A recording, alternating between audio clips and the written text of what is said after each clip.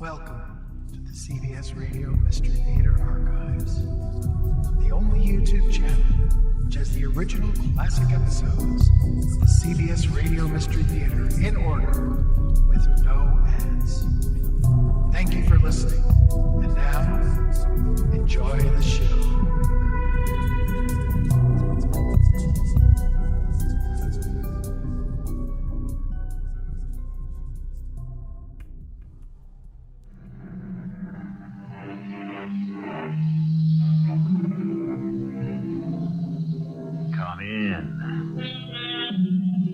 Welcome. I'm E.G. Marshall. I'm sure you're aware of the philosophical question, if a tree falls in a deserted forest where no one can hear the sound, did it make a noise? Carry the principle one step forward.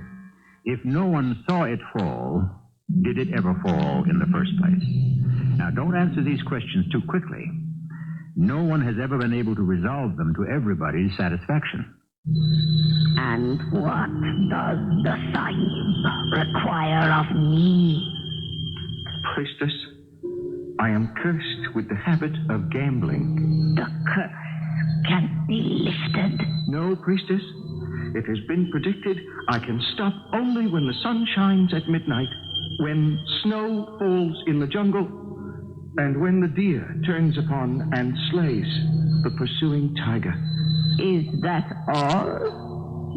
Is that all? This matter can be arranged.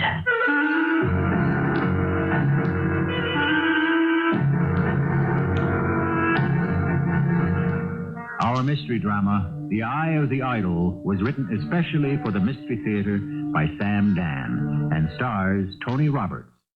I'll be back shortly with Act One.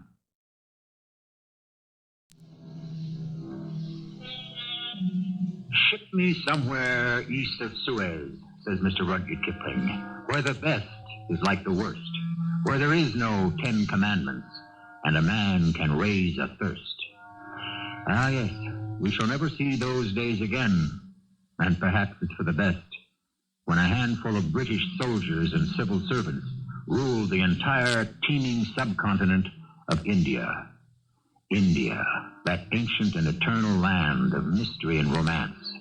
And this is a story that took place many years ago when India was called the British Raj. Danu! Danu! Where can that lazy scoundrel be hiding? Danu! Has the heaven-born called? Well, what have I been standing here doing? Well, snap to, look sharp, step lively. I dine tonight with the parents of the Sahiba Penelope, understand? Each word from the presence fills this ignorant person with magnificent enlightenment. Yes, lay out my best shirt and place thou therein the silver studs. Sooner than say this, thy servant would rather eat dirt. But I must disobey the heaven-born's command. All right, now look here, Danu. The silver studs cannot be placed in the shirt because they are still in the clutches of Mustafa Ali, the moneylender. Oh, Lord. All right, we'll improvise. Hast thou drawn my bath? If it pleases the presence, I have not. Well, how can it please me, thou benighted fool? I've had a hard day at the office. I want my bath. With your honor's permission, it is not possible at this time. The well must be repaired before the water may flow.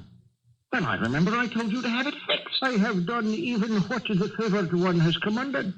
I went into the office where these things may be arranged.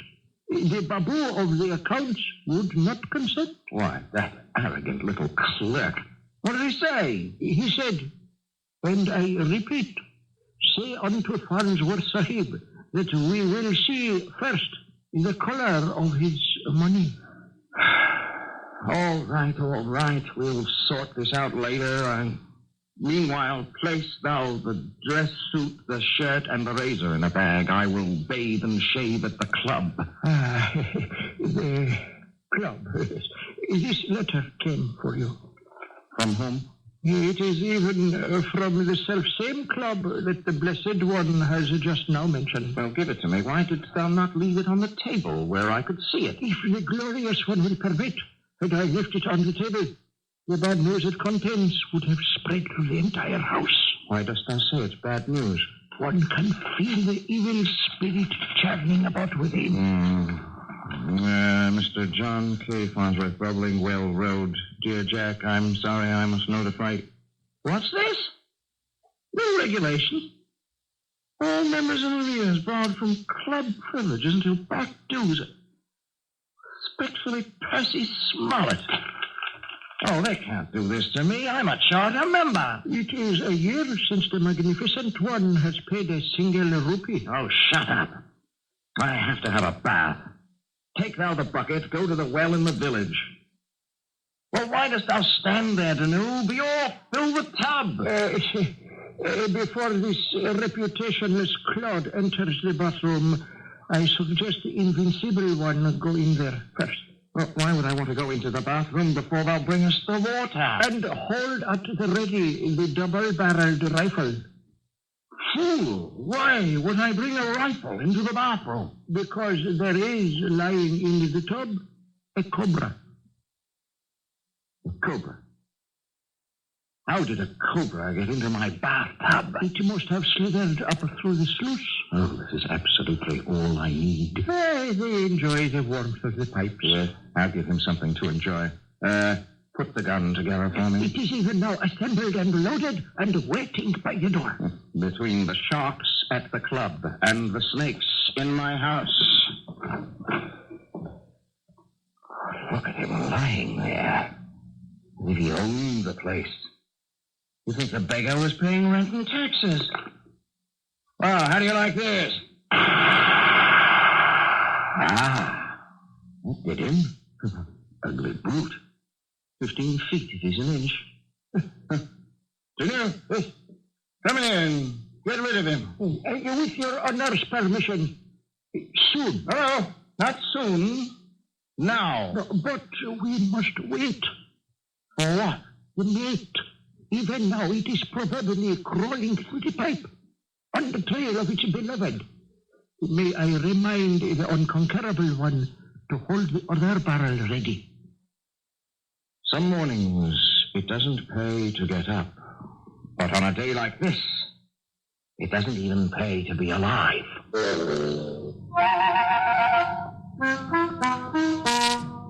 And thus, you have met my master, Farnsworth Sahib.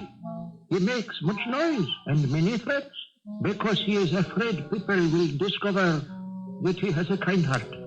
But, more important, many people have already discovered that he has a foolish head, especially where games of cards are concerned. Although he sees himself victorious like a lion, at the end of the evening, he is always shorn like a lamb. Stop the other one, Danu. Come, get rid of these ugly things. You don't have to be afraid. They're dead. Now, one may truly marvel at and safely touch their awesome beauty. Just get the filthy things out of here. See, this is the female. She died for him. She held the shot. Still, she came, preferring the companionship of death to the loneliness of life. Wilt thou take those disgusting things out of here and toss them on the trash heap? It shall be even as your honor commands. I knocked on the door, but no one answered, so I came... Oh, what's that? Oh, no. Please, Penelope, my darling, don't faint. Don't faint. Oh, keep them away from me. Keep them away. All right, my dearest, they're dead. Oh, where did they come from? Oh, they're in the bathtub. The bathtub? Well, you know how cobras are. They like warm places. The bathtub? And you expect me to live in this house after we're married? Oh, darling, we'll fix it up prettily. I'm very glad our engagement is broken. We'll put up curtains and all the other foolish little things so dear to our woman's heart. Did you hear what I said? The engagement is broken. Yes, I always hear what you say. You said the What? What do you mean it's broken? Who broke our engagement? 3 people made that decision. 3? First, Daddy. He was at the club. There it was, on the bulletin board for all the world to see. suspended for non-payment of dues. Uh-oh. I came by to warn you.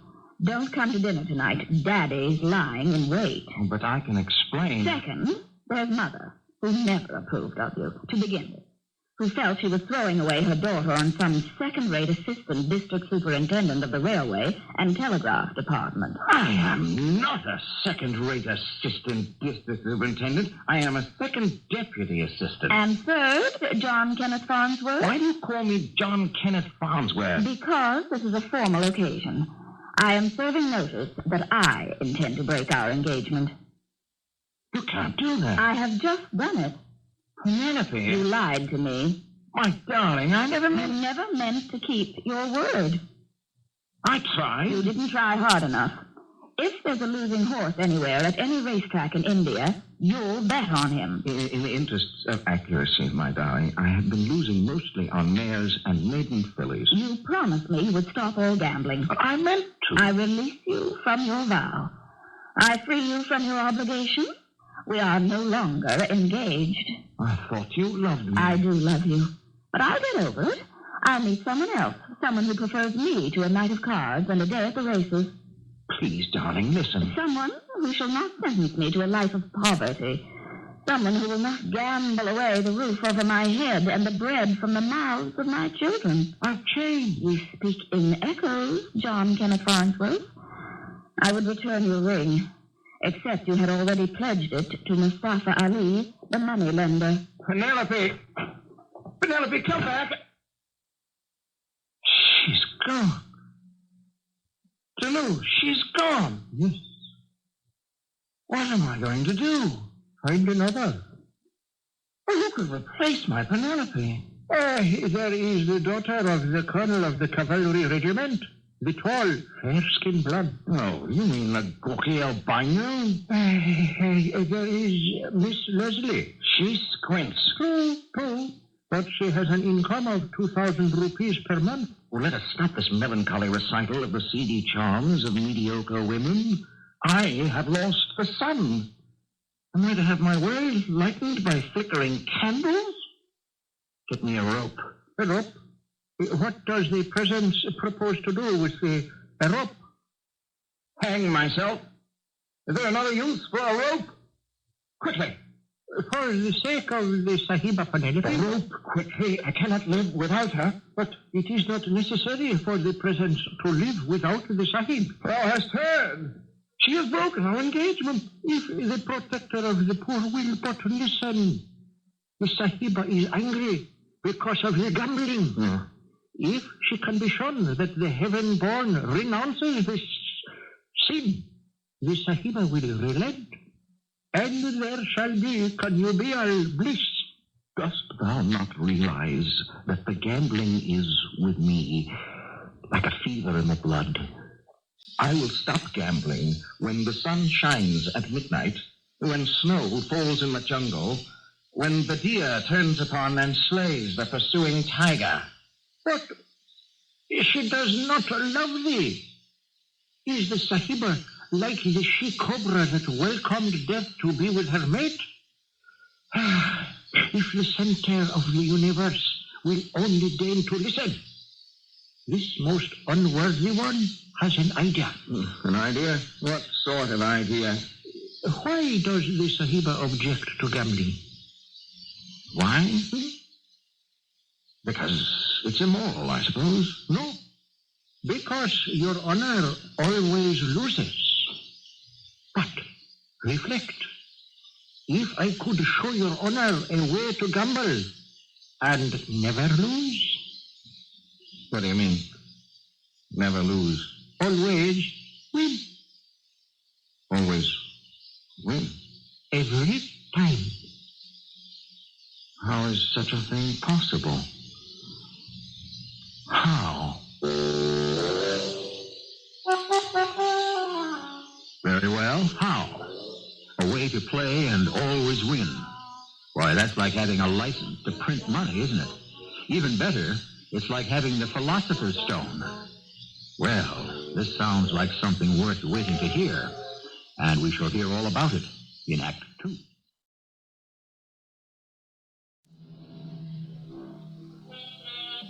According to Mr. Grantland Rice, when the one great scorer comes to write against your name, he marks not that you won or lost, but how you played the game. That refers, of course, to the game of life. The game of cards, however, is completely different, especially when money changes hands. What sayest thou, Dann? There is a way to gamble and never lose? It is even so. I don't believe it. And yet, if your honor will permit me, it shall be revealed. When? At the proper time. Dann, dost thou say this to divert me from my purpose, which is to hang myself? Well, of course. That did happen to be why I said such a thing. Would I let Farnsworth Sahib throw away his life because of the whim of some chit of a girl? How foolish are the English. How eager to die for love. And yet, how was I to keep my promise? Was there a way to gamble and never lose? And if so, how could I find it? I decided to seek out Laila, the witch. Who knows? Perhaps she might have heard something in the winds that blow between the garden of Genaden and the gates of Gehenna. Why dost thou seek Lila? What is thy desire? To find a way to gamble and never lose. This thing cannot be. Life itself is a gamble. And in the end, all must lose. Yes, I know. Then why ask? It is for my master, Farnsworth Sahib. An Englishman. He has a good heart. Why does he gamble? It is sickness. Yes, it kills more foreigners than the fever. Is it possible to help him? Leave me to think upon it. Dann, come here at once. Now, you said you knew of a way that I could gamble and never lose. Now, what is it? If the favored one will reflect, his servant said he would find a way. Just how long is this supposed to take? Someone stands without. Open the door. Oh, and who is this? Protector of the poor.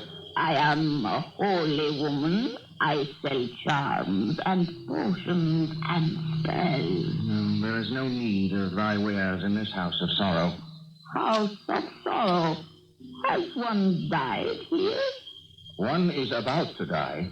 And what is the illness? Love. Yes, love comes and goes and kills many. And yes, her hand may be stayed. By this charm I can give thee. Holy Mother, I prepare myself to meet my Maker. I cannot fill my mind with heathen tricks. But here, take this. My last rupee. And give me thy blessing. I travel soon to a far country from which none may return. Thy last rupee. There is a kind heart. I give my blessing. And now, I shall leave. What were we discussing to do?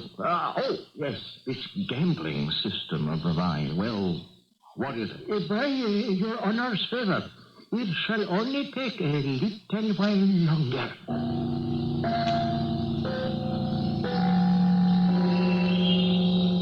For what purpose had Lila come to the house? Had she cast a spell on him? How would she be able to help? Had I been mistaken? Or when she left, had she given me a certain look, as if to say, come to me soon? I know now why the master gambles. Truly? He gambles heavily for two reasons. First, to wager huge sums to risk one's substance gives a man a devil-may-care reputation as an adventurer. Can this be true? Second, he believes that losing money to people is a way to buy their affection and goodwill. What wisdom! O Holy One, why dost thou not speak these words of enlightenment to Farnsworth Sahib himself? Would he listen to an old heathen sorcerer? But if someone could tell him. Oh, Layla, what is to be done? We must cure thy master of the gambling. Yes, but how? Thou didst promise thou wouldst show him a way to gamble and always win. Yes, but even if I could find it, how would winning cure him? He has tried losing, has he not? That has not opened his eyes. Very well. Let us see what winning may reveal to him. Why, how is this to be arranged? Listen, thou and closely. Why have we come here? Patience, Your Honor. Just a little bit longer. I'm a complete fool. I let you drag me out to the jungle in the middle of the night. We are protected by the emanations from the shrine. Shrine? What shrine? The shrine of Azari. The shrine of Azari. And what does one do there? One finds the magic. What kind of magic? Whatever magic one is seeking. In the case of the Anointed One, the magic that makes him a constant winner. This I have to see. Where is it? It is not much further. See, just ahead, a clearing. And the ancient statue. Yes, the statue of Azari. That shapeless piece of clay? That Azari? What is that shining thing near the top of it? 'Tis the Eye of Fortune. The Eye of Azari. It sees all things. Oh, great goddess Azari, thy servant seeks thy favor. Who's that? 'Tis Layla, the high priestess of the goddess Azari. She looks familiar. Wait, I know her. She's that beggar lady who came to the door the other day. Yes. She will sometimes wear that guise. She had come to test your honor. To test me? Why? To see if your honor is worthy. Worthy? Worthy of what? Worthy to receive help from the goddess Azari. Oh, is that a fact, huh? Well, how does she know I'd be here? I mean, how do I know this isn't a trick Faust arranged with her? I would put nothing past thee to do. Approach the shrine. Approach. Do even as she says, Sahib. Oh, this is humbug. I'm going home. Approach. Here. It is the goddess that speaks through her mouth. The goddess Azari herself.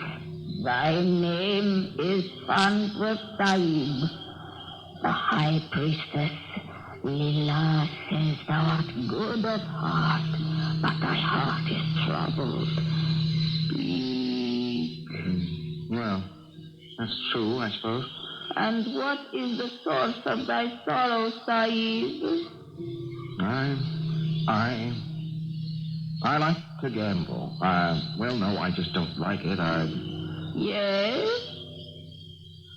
I have to. I mean, that's all there is to it. I simply have to. And what wouldst thou have from the goddess Azari? Well, assuming that we're dealing here with a legitimate proposition, as long as I have to gamble, I would like to be able to win. Could the goddess arrange it so that I could become one of those who walks off with the money? The goddess Azari speaks through me. The answer is yes. Yes. Master, thou art saved. I can play cards now and win. Constantly. Oh, and the horses, I bet. They'll come in first? All the time. Oh, wait a minute. The goddess says to me, her high priestess, do thou but lend the Sahib Farnsworth for however long a time he wants to keep it. The eye from my head. The eye? The eye. I take it from the head of the goddess, and I give this precious jewel to thee. Jewel? It's only a piece of glass. And a diamond is only a lump of coal. What am I supposed to do with it? Keep it on thy person. It will serve thee as the all-seeing eye when thou sittest down at the card table and when thou standest at the rail of the racetrack. The all-seeing eye. What am I going to see? The winner, the winning hand, the winning horse. Why, that's simply impossible. True. It is impossible for those who have no faith. Oh, Goddess Hazari, let me assure thee that my master Farnsworth Sahib has great faith. Faith fills his entire heart, soul, and body. Thy servant has spoken, Farnsworth Sahib. Dost thou agree with his words? Please, Farnsworth Sahib, please. Oh, well. Why not? I'll give it a try. I would, too. After all, what does he have to lose? And it doesn't matter where or when we find a gambler, does it? They seem to be a race apart, filled with their own symbols and superstitions. And besides, your true dyed-in-the-wool gambler will try anything once. And we shall try the third act shortly. You may have heard it said, true luck consists not in holding the best cards at the table, but in knowing just when to rise and go home. To which we might also add, and knowing when to stay in the pot, and when to fold, and when to bet, call, or raise. But if one could do all these things consistently, it would be more than luck. It would be because one possessed an all-seeing eye, which is what our story is all about. Danu! Does the heaven-born call his servant? Listen, was it a dream? A dream? Did I dream, Danu, that thou and I walked into the jungle and came upon a shrine to the goddess, what was the name of that goddess? I forget. That And she said to me that I could... Wait a minute. How dost thou know the name of the goddess?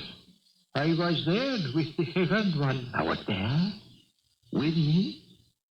Then it was no dream. And this piece of glass... The eye of the goddess Hazari. It's supposed to show me the winning hand at cards, the winning horse at the track. It is even as the fortunate one says. I don't believe it. I can't believe it. Does the sublime one have the eye? The glass in my pocket. Then at the racetrack even now, are the horses striving with each other? Yes, well, what's the point of going to the racetrack? I don't have a single rupee to wager. True. But come, my lord. Who knows what visions await?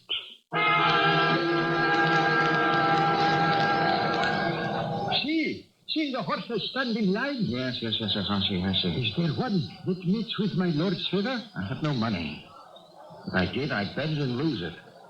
I was a fool to come here. No, Venu, I shall go home and put an end to my sorry self. But the eye of Hazari, A piece of brightly colored glass. and it shows the heaven-born nothing. Nothing, Venu. Nothing. My lord, on this paper is written many things, much information. Yes, I know that paper, Venu. How well I know that paper. It is called a tout sheet. And yet, it speaks much useful information. Well, I see the names of 8 animals, and each is a stubborn brute that runs fast or slow according to some whim of its own mysterious, brutish nature. Yes, but still And you... furthermore, Fatima. Fatima? Fatima.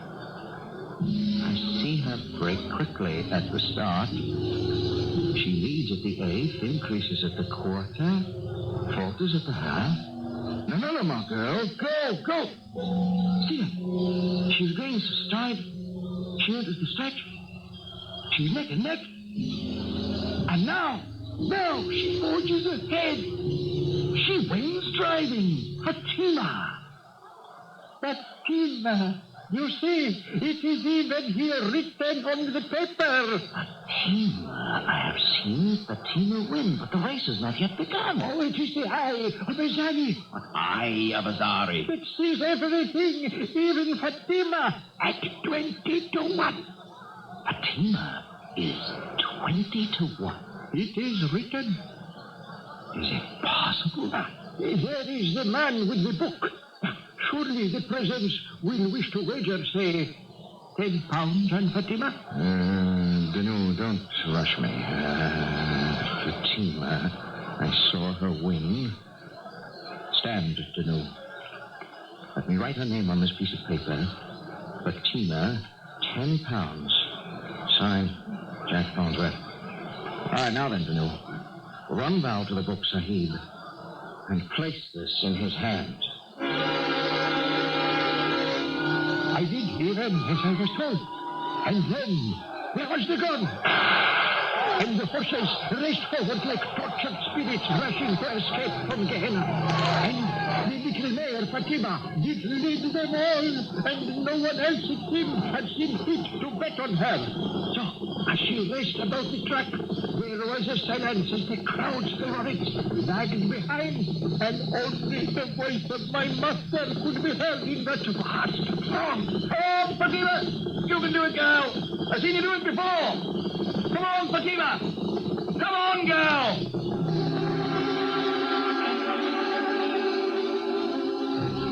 When the day was done, and we departed from the ring where the book Sahib held forth. Let me add this up. This is 200 for Fatima, 300 for Salia, 400 for Chalinda. It's not a bad day. What sayest thou, Danu? Yes, it is the eye that has shown the invincible one. Each race would end. Yes, Danu, it is the eye. Oh, without it, I would never bet on such mangy pieces of horseflesh that have today won me this fortune. And where does your honor go now? Now, Danu? Now I go forth to the club. I go forth to shear at a place where formerly I was shorn. I shall recount all that occurred when I come home.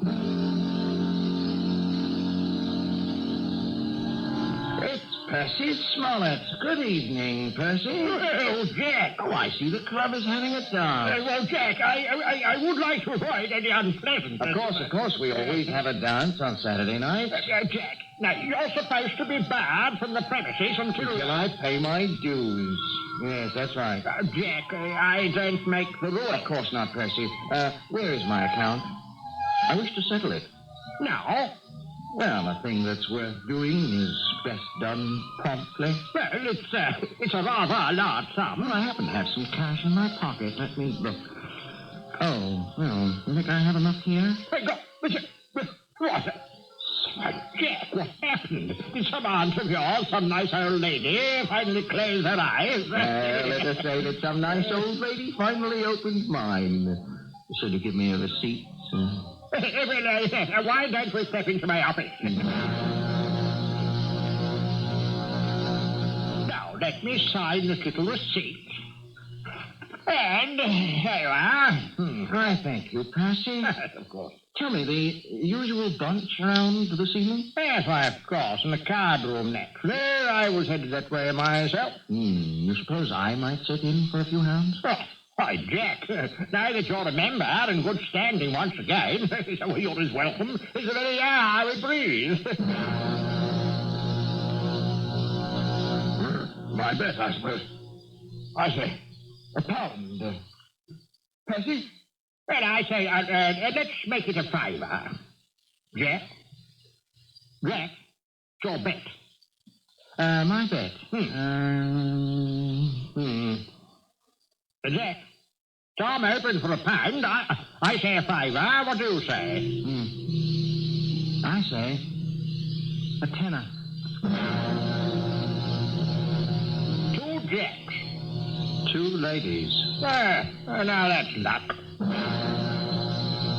3 kings. 3 aces. And I'm thoroughly cleaned. I may as well fold. Jack, you lucky devil. Did you find a way to see through the backs of the cards? And soon, my master became the richest man in the club. Everybody deferred to him and made much of him. But there was one who still shunned him. Penelope, please wait, please. Oh, Yes. Penelope, you won't see me when I come calling. You won't talk to me at the club. You cut me dead at Pilates and every other place we run into each other. Can't you take the hint? Please, Penelope. It's a beautiful morning. You're spoiling my ride. But, darling, why won't you marry me now? Your parents no longer disapprove. Oh, no. They think you're quite a cat. Yes, you said you wouldn't marry me because you were afraid you would lose the roof over your head one day. Are you still afraid? Yes. But I'm rich, Penelope. I am easily the wealthiest man on the station. And every penny comes to you from gambling. And therefore, one day, every penny can leave you the same way it came. Oh, no, darling, never. You are having a streak of luck. It can turn. No, it isn't luck. It's you. Yes? I'll tell you this to prove I love you.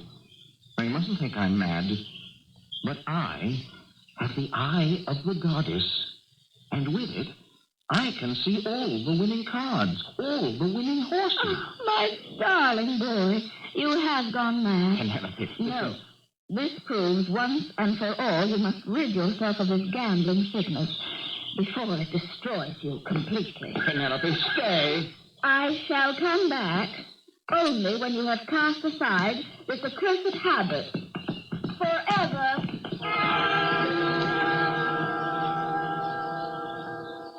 Yes, no, my original instinct was correct. I should hang myself. My lord has asked for a way to gamble and win. It has been found. Why this further talk? Penelope will have none of it. Dost thou understand? And without her, nothing is worthwhile in this life here below. Then give it up. The car, the horses. Give it up, give it. How can I give it up? My lord, perhaps this can be accomplished. How? Did not my lord once declare a set of conditions under which he would abandon the pursuit of the wagering forever? I don't remember to know. But thy servant recalls. Come to the jungle, to the shrine of Azari, and to the high priestess.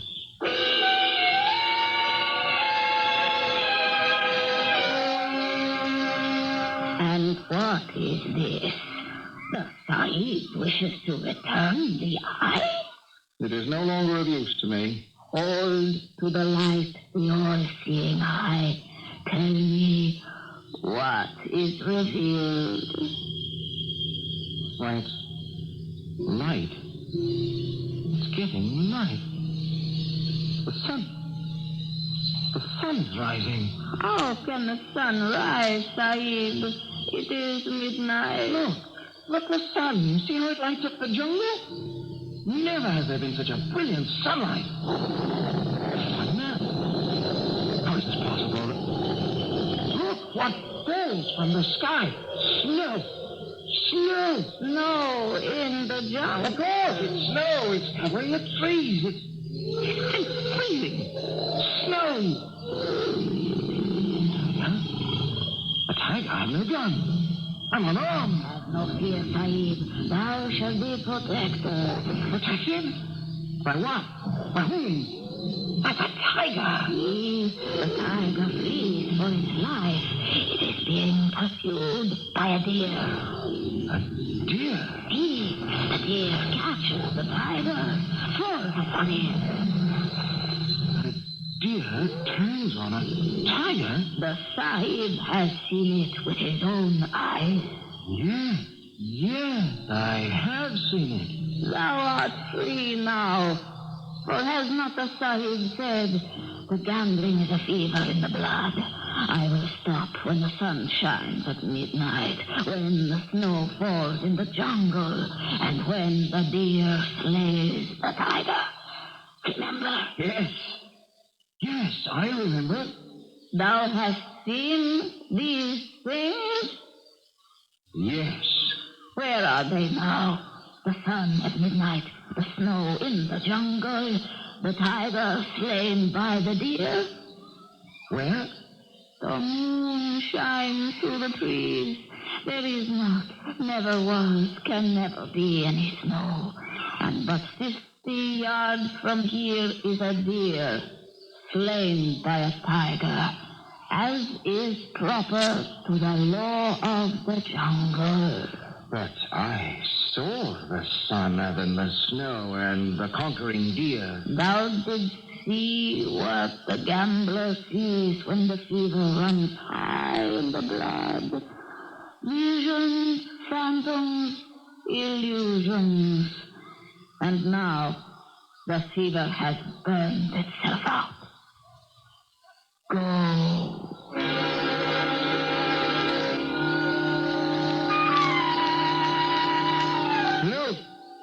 No, I just had the strangest dream. I can't make heads or tails of the thing. It was snowing, and deer were killing tiger, and that old beggar lady was... No, what's the difference? Does the heaven-born go to the club tonight? The club? Why would I want to go to the club? The protector of the poor goes there every night to play cards. Oh, well, I don't see the point of that anymore. I mean, why should I sit around in a sweaty room, drink too much whiskey, and throw cards at a surly group of nervous, bad-tempered people? Why, indeed? Especially when I can walk about in the fresh air, enjoy the beautiful moonlight with the lovely Penelope. Why, indeed. And so Jack Farnsworth has made his choice. And you will agree with it or disagree with it, according to your own personal views on love, life, and gambling. And I shall have some personal views of my own for you shortly.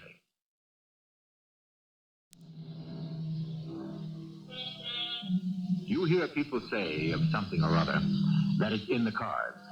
Just precisely what does that mean? Is it possible that all the cards will always fall according to some prearranged pattern?